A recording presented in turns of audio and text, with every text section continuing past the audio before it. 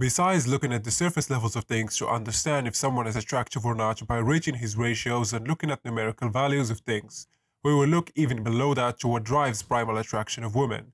And those are two basic things that comes together in perfect harmony, resulting in a highly attractive male face.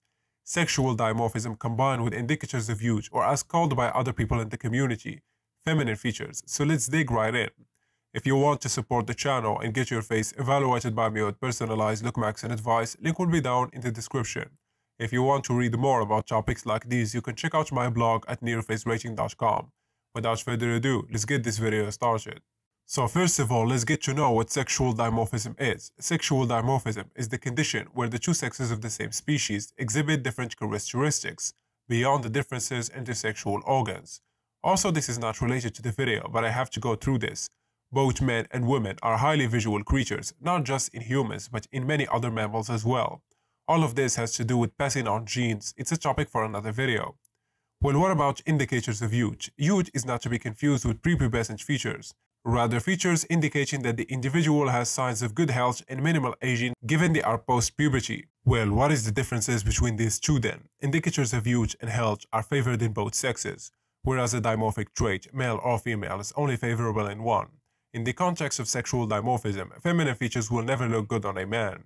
What do we call feminine features in the community is actually indicators of youth, so it's a different thing. This is taking a Caucasian face and changing the soft features such as hair, jaw, and eyes, whilst emulating the dimorphic features in the middle, which resulted in an androgynous look. This is objectively the worst place to be in as an adult male or female, as it has zero dimorphic qualities on either sides. Its features are in between blend across the board. Something you would expect from a pubescent child, an individual with a chromosomal disorder such as intersex or a transsexual. Many people confuse feminine androgynous traits with indicators of health. The idea that certain feminine features look good on men is not correct, as feminine features the antithesis of a male feature, hence making the face less dimorphic and reducing its attractiveness. Let's take a look at examples of indicators of youth. Collagen. I often see how having good skin and collagen is seen as a pretty boy feature, hinting that it's not masculine. This is simply not true. Signs of aging also linked with a poor diet, an accurate indicator of health predictive of an early death, also indicating skin damage and proclivity towards cancer. This is not a feminine feature, nor is it masculine, because it is an indicator of health, something that is beneficial and preferable for both sexes, and has very consistent traits that predicts the health of the individual. Hair quality. I specify hair quality, not just hair, as there is dimorphic preferences in hair regarding color, and this is only refers to scalp hair, not facial hair. Clear indications and deficiencies. B vitamins that are crucial for cell function have been shown to be associated with hair loss and thinning. Along with folate and iron, it can also be indicative of a thyroid issue. Many autoimmune diseases, such as alopecia areata, targets and kills hair follicles. This is to an observer may indicate malfunctioning immune systems. Hence is seen as a biological negative regarding the genetic quality of the individual. Male and female pattern baldness. Both are indicative of a hormonal issue. Male pattern baldness is caused by an excess of DHT.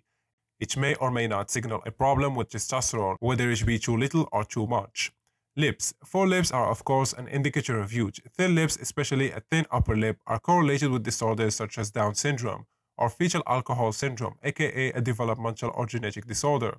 Now that we know the differences between dimorphism and indicators of health, let's take a look at some examples. Here we have an example of an individual with very high male dimorphism, but very low in indicators of health and youth, namely his skin and collagen. Conversely, here we have another example of Jacob Sartorius, ranking very high on indicators of health such as good collagen, full thick head of hair and good lips, but severely lacking in male dimorphism, giving him the baby-faced look.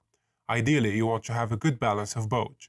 The importance of each may differ depending on age. For example, I'm sure some grannies would dig Danny Trejo, and some middle schoolers would like Sartorius. But in regard to what is relevant to us for females in their late teens and early mid-20s, a pretty good mix of high indicators of health plus youth and masculinity is needed for the broadest overall appeal. All have good collagen, a full head of hair, good lips, yet are still very sexually dimorphic. But what do you guys think about all of this? Let me know your thoughts down in the comment section. That's it for today's video. Hope you guys enjoyed it. A like and subscribe will be highly appreciated. And like usual, catch you guys in the next one.